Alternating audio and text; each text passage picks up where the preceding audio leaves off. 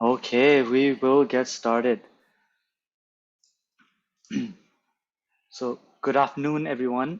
Welcome to the Toronto Community for Twitter Developers and Data Enthusiasts inaugural event. Today's event is hosted by myself and Steen Montero.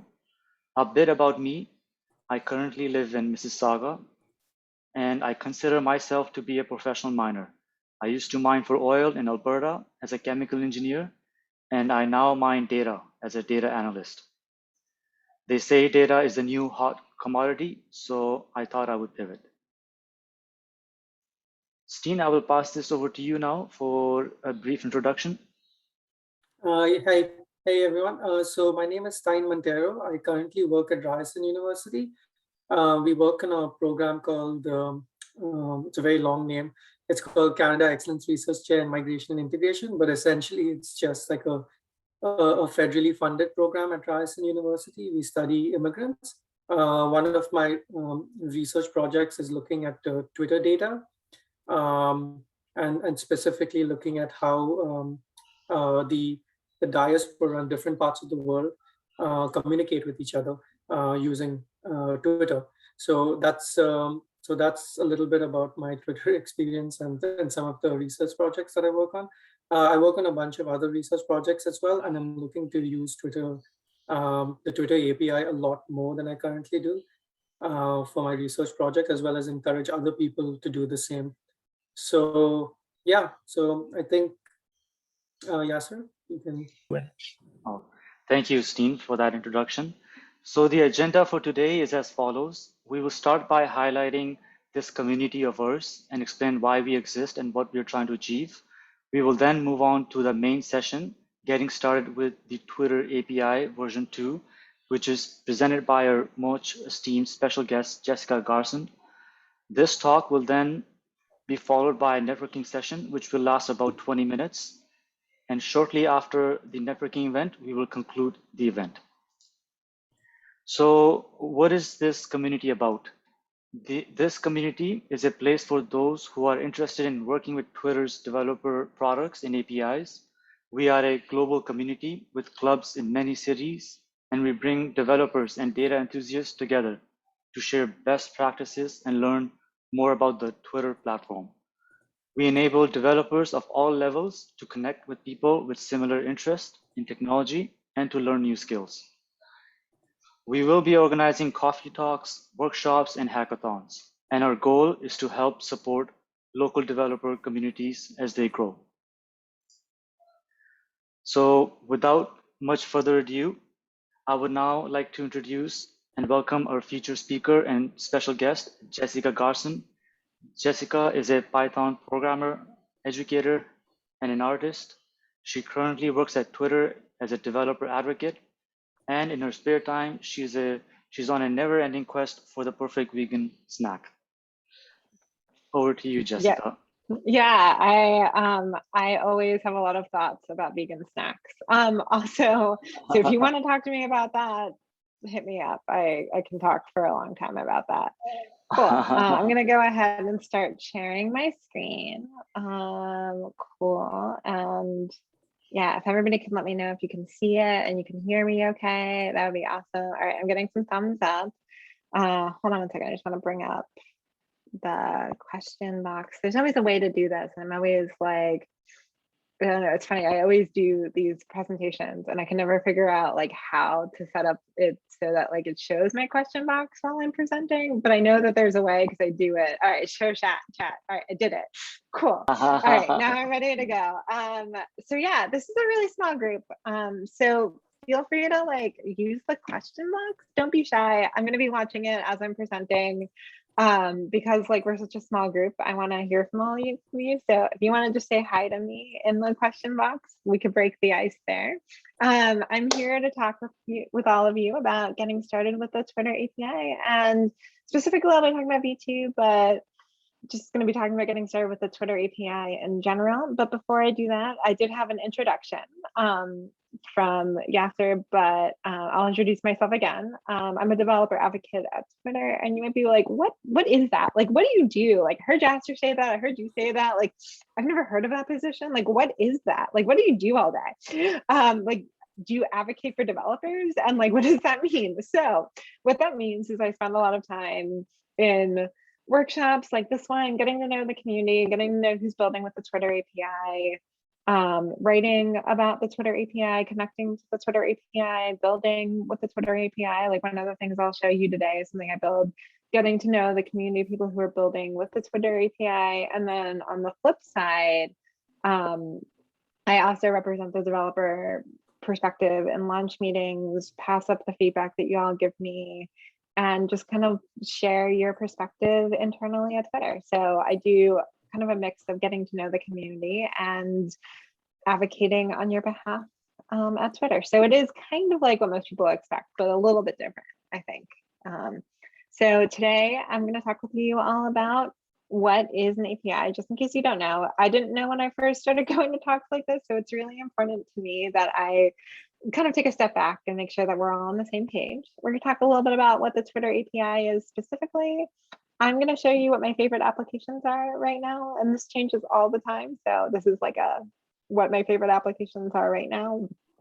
I'm going to spend some time just showing you how to get started connecting to the API. And I'm going to show you something I recently built, which is building visualizations for tweet counts. I'm going to share some resources with you, and we'll have some time for questions and answers. Does that sound good to everybody? Cool. Yeah. All right. So who could tell me what an API is in the question box? Let me know.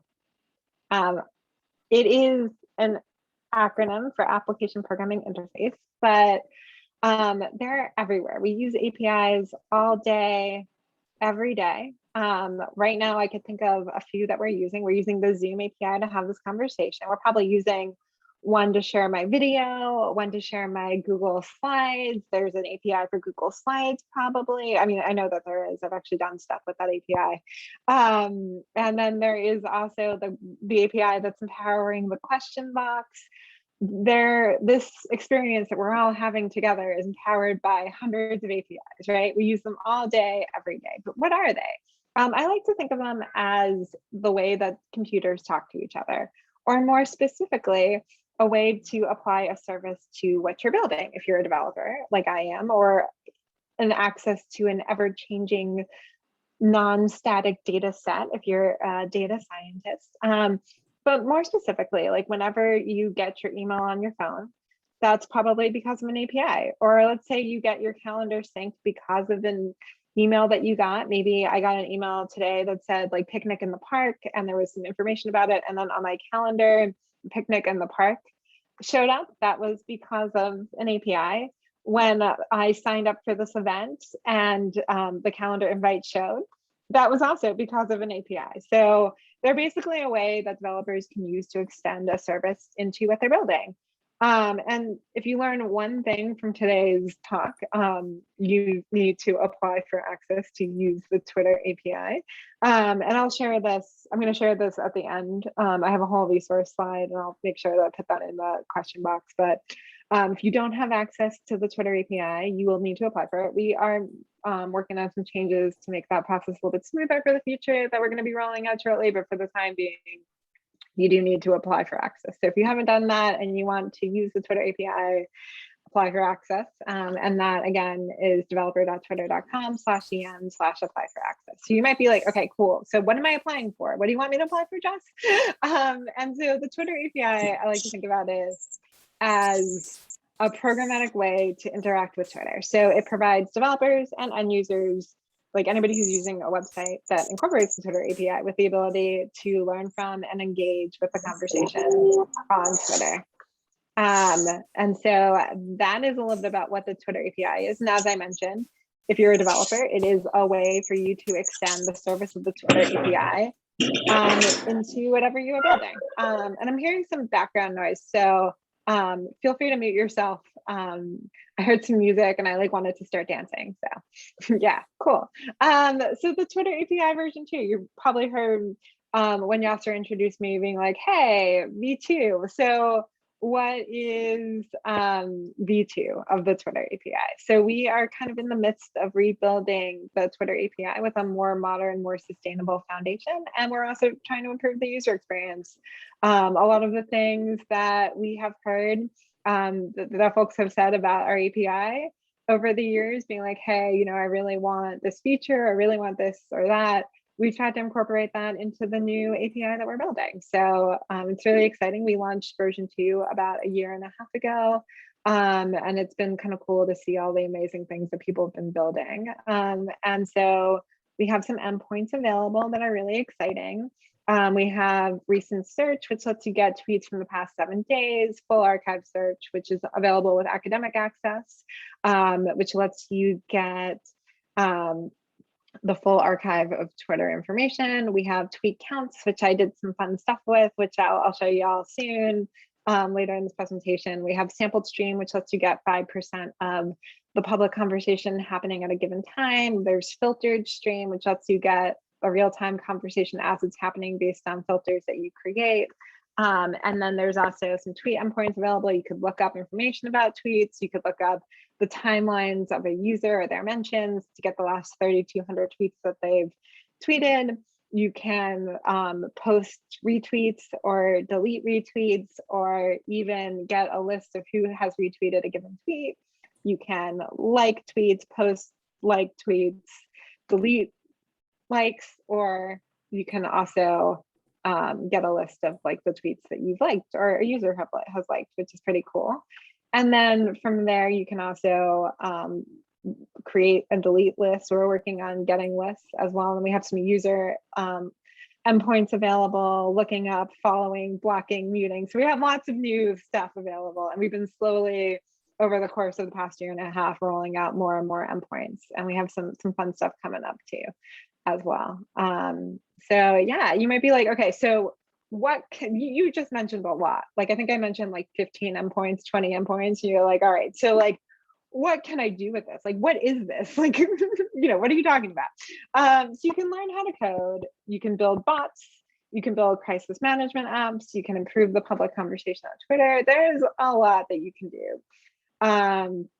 So let's talk about some of my favorite things built on Twitter. And these are my favorite apps. And this changes all the time. And if you build anything, it'll probably get up on this list too, by the way, just alerting you of how this works. So if you build something and you tell me about it, it probably will be my favorite app for a week.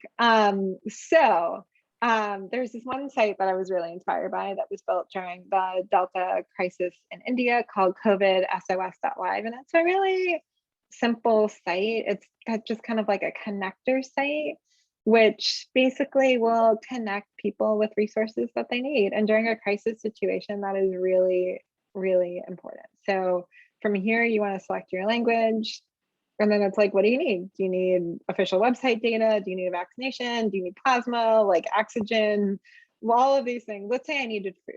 So from here, it will take me to a site that gives me access to finding food, which is pretty cool. And so this is like a very simple connector app, but I was really inspired by people coming together and using Twitter data to make things better, which I thought was really cool.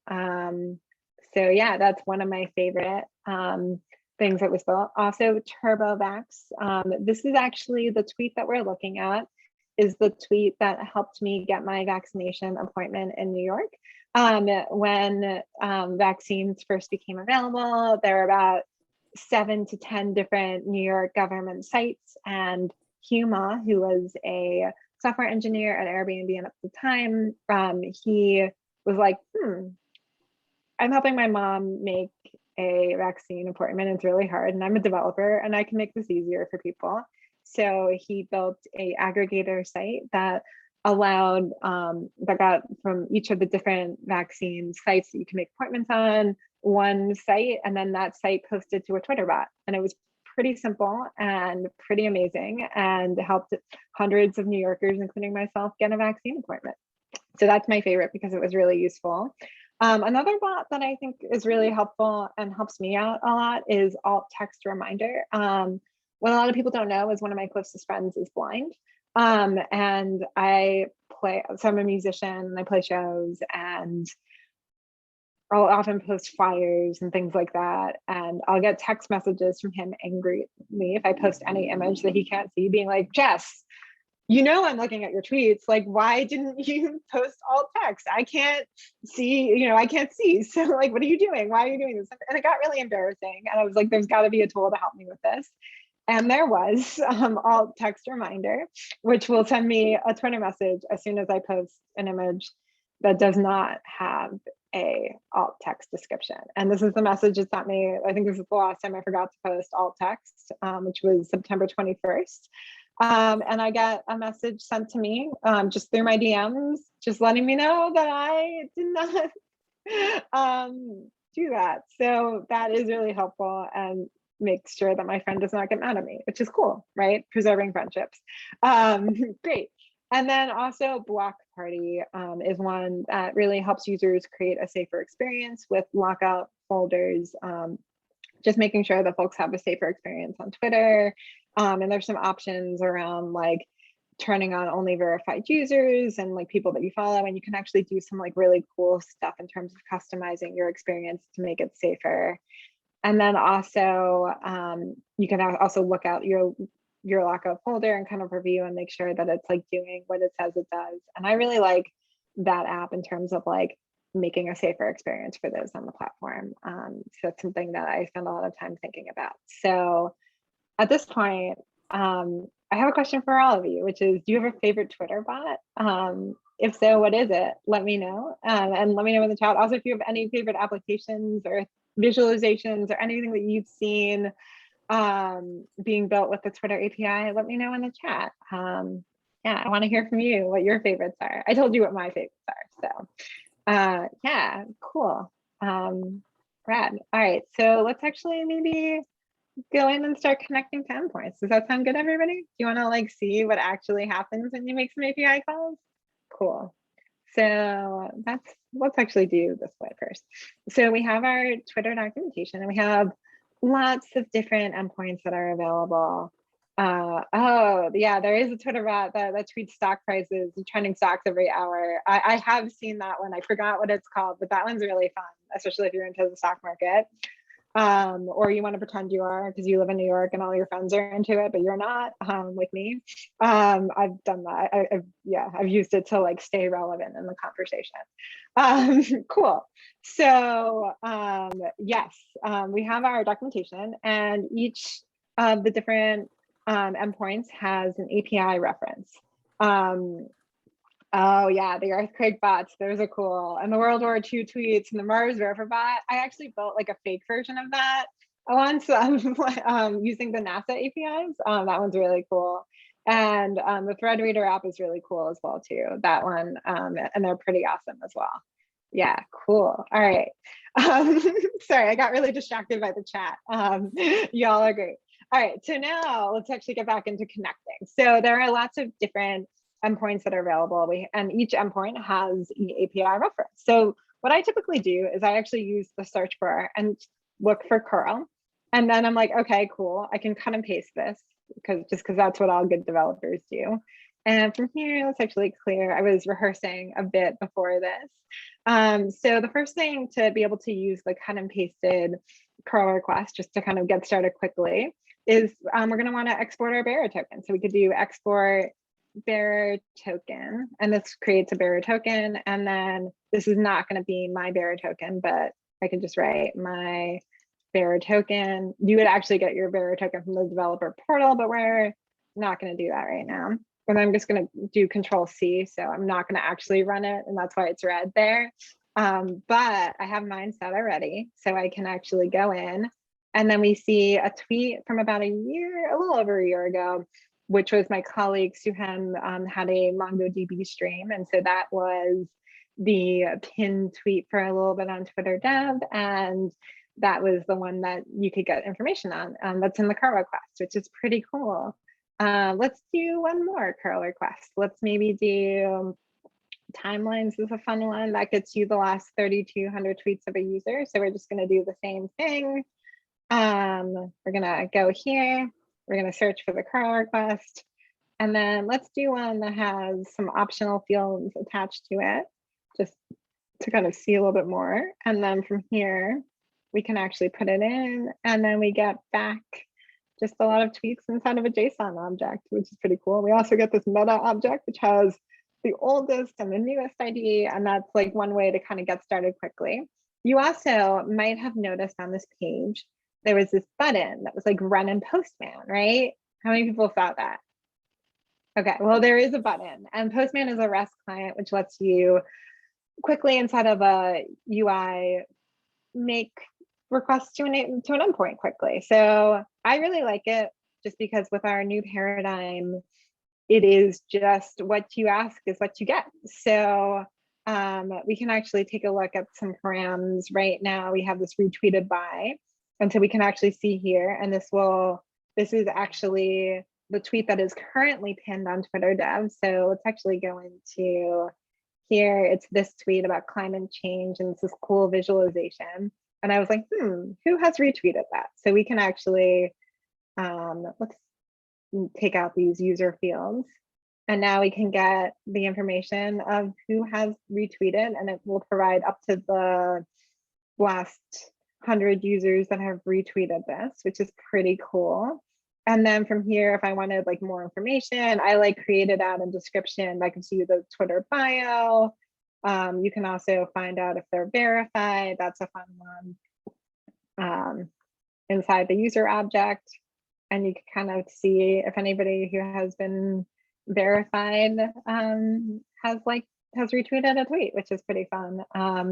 So yeah, that's a fun thing to do, and I really like using this because you can actually start to play with it. We also have expansions, which enables you to connect to a tweet object because the data coming back is user objects, but I can also see, the pinned tweet ID. So if I wanted that, and then I can get tweet information back too from that. So if I wanted to do a pinned tweet ID, I can get that in there as well if they have a pinned tweet ID, and then from there I can get tweet fields as well. And this kind of just lets me kind of adjust the URL and start playing with it and see what gets back in an iterative way. And I use this typically before I build anything. I'll use that as well. So that's just kind of like a couple of ways to kind of walk you through how to get started if you haven't done that. I wanted to show you something I built really quickly as well. So let's actually go. I recently had a chance to build some visualizations for tweet counts, mostly because I was very interested in how much I was tweeting. I had a feeling that I wasn't tweeting at all on the weekends and certain days that I was particularly busy at work. And today I've actually been kind of busy because I've been rehearsing a lot to talk to you all. So I haven't tweeted at all. And I barely tweeted this weekend, it turns out. And so I wanted to have a graph of like how much I was tweeting. And I made that. I'm going to share this in the chat. And I'm also going to share with you all a tutorial if you wanted to like do the same thing in here. And you might be like, okay, so how did you do this? Like, what were you doing? And so the reason I wanted to do this is we had just launched tweet counts, and I was like, I think I tweet a lot, but I don't really know how much I have been tweeting. And I heard that there was this really cool library for Python. I'm a Python developer, and called Dash, which lets you spin up a Flask website for data visualization really quickly. And it's built on top of Plotly, and that was the plotting library that I've been really into lately. So I was like, all right, cool, I can do that. And so I basically adopted our sample code that we have, and was like, all right, cool, I can from here create an app, create a server, and then start making the requests. So I requested just the same way that I was doing curl and Postman requests. I could hit this search URL, set my query as coming from Jessica Garson, which is my Twitter handle, and the granularity is going to be the day.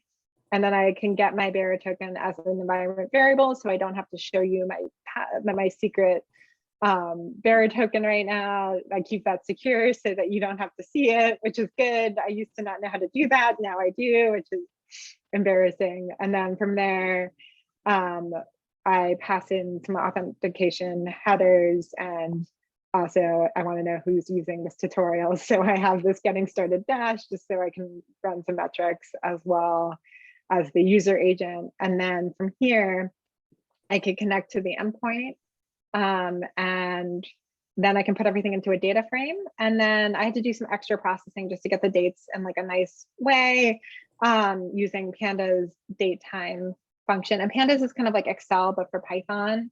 And then from there, I make a smaller data frame that just has the two fields I want, which is the start date and the tweet count. And then from there, I can make a line graph. And I had to do some styling stuff just to make it a little bit prettier. And I added some extra text and stuff like that. So let's say I wanted to change this. Instead of it coming from me, maybe I wanted it to come from Twitter dev. And maybe I wanted not retweets, or no, let's just keep it as everything from Twitter dev. And then from here, let's say I actually, the last time I showed this, somebody was like, can't you just make this like a line graph? Like I don't, or a bar graph. I don't want to see it as a line graph. And they felt like really strongly that it shouldn't have been a line graph. So I was like, okay, cool. I can make it a bar graph really easily. So I can just change it from line to bar. And now I can run this. So let me go into my terminal, which is one of these windows. Sorry for the, yeah. I'm just gonna clear just so you can see it. And then from here, Python data viz tutorial. And I have a couple of 200s just to like confirm to me that everything's working good. And now we can kind of take a look at this adjusted version here. And I'm actually going to take away this, which is the one that's always running. And then we can see this. This is coming from Twitter dev, which is pretty cool. I also changed that in one of my rehearsals too. So cool. And yeah, that's just like one thing that I built recently. And I want to hear from y'all what you want to build. So feel free to type that into the chat and we could chat about that a little bit. Some next steps, you can always reach out to me at jgarson@twitter.com. Sometimes things happen with the application process. Sometimes you just want to talk to somebody who actually works at Twitter. Now you know somebody who does. You can also find me at Twitter at Jessica Garson. And I have some resources as well that I'm going to cut and paste and drop them all into the chat. The documentation for the new Twitter API that I was cutting and pasting from, the Twitter community forums, which if you have any questions, that's probably where you want to go. I might answer your question, but also lots of other knowledgeable people, and maybe you might answer people's questions too. It's kind of like Stack Overflow-ish, but for the Twitter API. There's also the application that we talked a little bit about. And then my colleague Stupen wrote a getting started course using for academic research, but I also think it's a really good place to get started if you just are looking to get started. And any questions that you all have, this is a good time. Thanks again. Thank you so much, Jessica. That was a lot of information. It was a lot. But no, thank you It was so a much lot. thank you so much for walking us through and doing that in such a short amount of time. Really appreciate it. I have a few questions. I thought, so one of my first questions is it's a general question. When it comes to Twitter APIs, are we finding that certain fields or certain sectors are using Twitter API a lot more than others? So for example, is the health community using it much more than financial community? Who tends to use this a lot more? Yeah, I mean, I've seen a lot more financial questions and healthcare community questions on the forums and people reaching out to me, but that also might be some of my personal network and also like, you know, other factors, but I've seen a lot of questions around like hashtags and things like that. I've also seen a growth of like academic research as well recently. A lot more creative bots. Like there used to be a lot when I first got started working with the Twitter API. There was a lot of like creative, cool art bots. And then I stopped seeing it as much and I'm starting to see it again. And that's like really fun and exciting for me.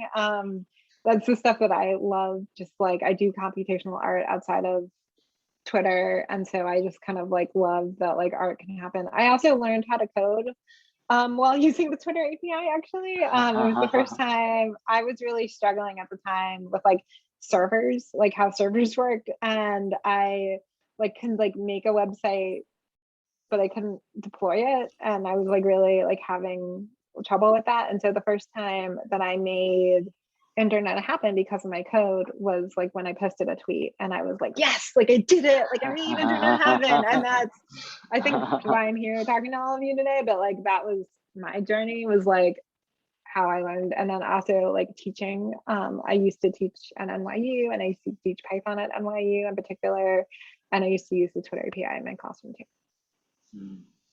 No, that's good to know. That's good to know. Another question I have is with regards to the data. If I want to, let's say, gather data from the recent data, how far back can I go? Does Yeah, it depend on? with recent, Yeah, yeah, yeah. with recent search, you can get just the past 7 days, which I love. Like, I kind of like Okay. to like have something be dynamic and like always changing and moving and being like, oh yeah. Also with premium search, you could get 30-day full archive search, and then academic research also has a full archive or 30-day search option as well too. And that's available with our academic track. So if you I have see. access to, yeah. I see. Um, And the archive, does the archive one go beyond 30 days as well? Is there an option for that too, or You does can it get 30? from, yeah. So you could get 30 days or full archive, and then you could get 30-day periods as well. And I could send, it's all in our docs, and I could send that I see. around I too. see. No, that's good to know. That's good to know. Another, and I hope I'm not. If there's any other questions, please type Yeah, or raise your hand, yeah. and I'll give you a chance. But another question I have is, like when it comes to business intelligence tools, just like Tableau or Spotfire, is there like a library out there that helps connect those visual tools directly to the Twitter API?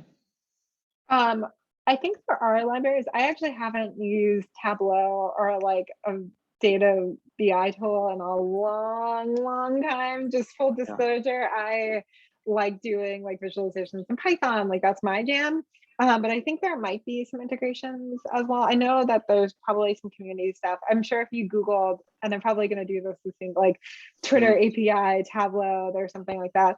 I've also, I think early on, like in the last time that I used it, I remember I like built a query, and then I like exported it to a CSV and imported it into something like that too. It's always an option. Also, if Uh, one does not exist, you mm. should build one. Okay. That's that's one of the things I love about like the Twitter API is like our vibrant open source community. Like we just launched a test of OAuth 2, and like somebody like was like, oh yeah, like, and it's not even in GA, like it's a beta. And somebody was like, oh, I built a client library for this. And I was like, oh my God, already? Like, that's amazing. I'm so inspired. So like, that's something that really like makes me like really inspired by the community, is like how many projects people have just like built based on their use cases and like way and Wow. building tools to help others connect. And that's something that I feel like really lucky to like see that sort of creative energy. No, it is. It's so good to see that everybody is like a free agent and they're creating their own softwares, their own bots, their own applications, and it's helping people. And there's so much value there.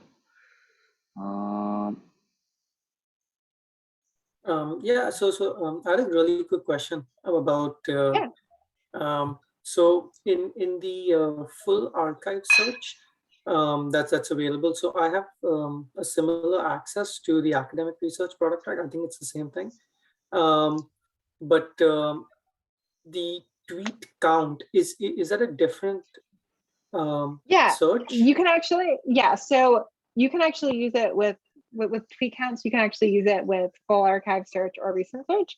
I chose to use it with research just because everyone has access, and also like I wanted a very quick graph to see. Like I was like, all right, the way that I envisioned it, just for what I was building, was like, all right, I just want to see from the past 7 days. But you can actually use it with both um with both full archive or recent, depending on your access levels. And I could drop the docs in the chat as well too. Okay, cool.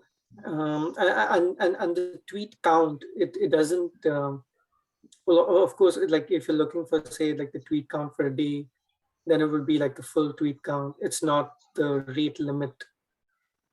That's so that there's like a rate limit for the other archive searches, but the tweet count would be the actual tweet count, right?